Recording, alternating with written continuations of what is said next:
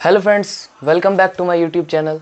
तो जैसा कि आप लोगों को पता ही होगा, इस चैनल पर मैं अपनी 10th बोर्ड प्रिपरेशन की जर्नी शेयर करता हूं और एक वीडियो बनाता हूं रोज़, जिस पे कि मैं अपने पूरे दिन की पढ़ाई को पार्ट करके शेयर करता हूं। तो आज जैसा कि मैंने आज पढ़ा था एक चैप्टर ज्योग्राफी का, पहला चैप्टर है जो कि 10th का, वो है रिसोर्सेज एंड डेवलपमेंट। तो इसको मैं आपको ब्रीफ इंट्रोडक्शन देता हूँ एक बार, और अच्छे से आपको समझ में भी आएगा। तो सबसे पहले रिसोर्सेज सुनते ही हमारे दिमाग में क्या ख्याल आता है, यानी रिसोर्स है क्या। पहला क्वेश्चन ये करो कि वो है क्या, व्हाट इज दिस। तो रिसोर्सेज का जो पहला बेसिक्स है, एकदम नॉर्मल डेफिनेशन, वो ये है कि resources everything in our surroundings which satisfy our needs. यानी सराउंडिंग्स में, हमारे अगल बगल पाए जाने वाली हर वो एक चीज जो कि हमारे नीड्स को सेटिस्फाई करे, यानी हमें जो कि जरूरत है उसको वो पूरा कर रही है, उसी को हम लोग बोलते हैं रिसोर्स। यानी वहां से हम लोग को कुछ मिल रहा है जिससे कि हमारा लाइफ जो है वो चल रहा है सही तरीके से, ठीक है। और वो रिसोर्सेज क्या होने चाहिए, कल्चरली एक्सेप्टेबल होने चाहिए, इकोनॉमिकली फेसिएबल होने चाहिए, टेक्नोलॉजिकली एक्सेसिबल भी होने चाहिए, ठीक है। तो ये तीन चीज़ें होनी चाहिए कि टेक्नोलॉजिकली एक्सेसिबल होनी चाहिए, कल्चरली एक्सेप्टेबल होने चाहिए और इकोनॉमिकली फेसिएबल होने चाहिए। यानी मतलब इसको ऐसे समझो कि जैसे कि मतलब हमारे पास रिसोर्स है, ठीक है। अब 10 रुपये का वो रिसोर्स है और वो वहाँ से निकाल कर लाने में ही हम 100 रुपये लगा देंगे, तो कोई मतलब बनता है उस रिसोर्स का? नहीं। तो इसी को हम लोग बोलते हैं इकोनॉमिकली फेसिएबल। यानी इकोनॉमी जो है वो रिसोर्स लाने में ज़्यादा नहीं लगनी चाहिए रिसोर्स के वैल्यू से, ठीक है। और दूसरी बात है कि कल्चरली एक्सेप्टेबल होनी चाहिए, यानी मतलब कल्चर जो हमारा समाज उसको एक्सेप्ट करे।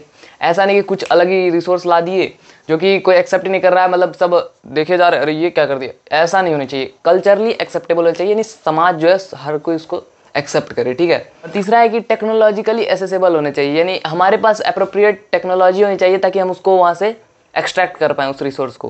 तो इसका एकदम बेसिक सा सिंपल पूरा डेफिनेशन आप सुन लीजिए। Everything available in our surroundings which can be use to satisfy our needs and it is technologically accessible, economically feasible and culturally acceptable can be termed as resource, ठीक है।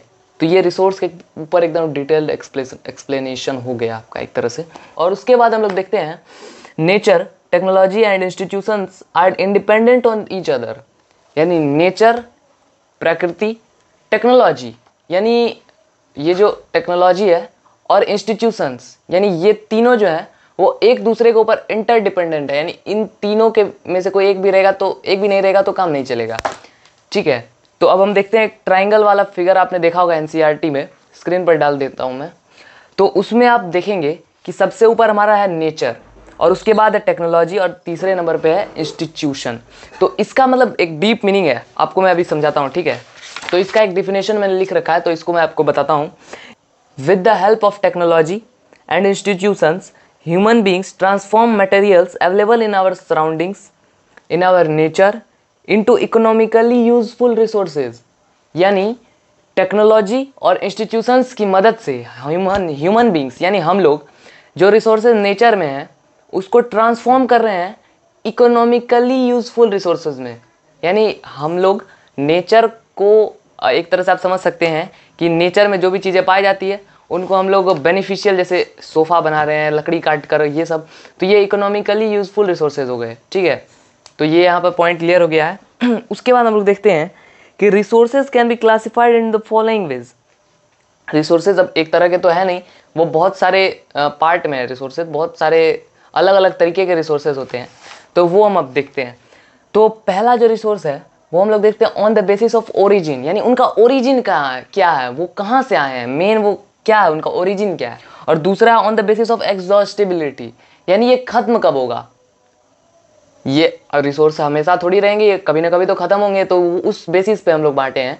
जैसे on the basis of origin, और दूसरा on the basis of exhaustibility, और तीसरा on the basis of ownership, यानी इस resource को ऑन कौन करता है।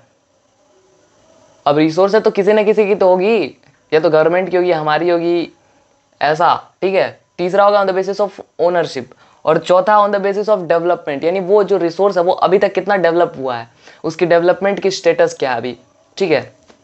तो इन चार बेसिस पे रिसोर्सेज को मेन क्लासिफाइड किया गया है, ठीक है, जो कि मैंने आपको बता दिया है। और इससे आगे मैं अगली वीडियो में बताऊंगा। तो आज की वीडियो को यहीं समाप्त करते हैं, मिलते हैं आपसे फिर किसी नेक्स्ट वीडियो में। Thank you.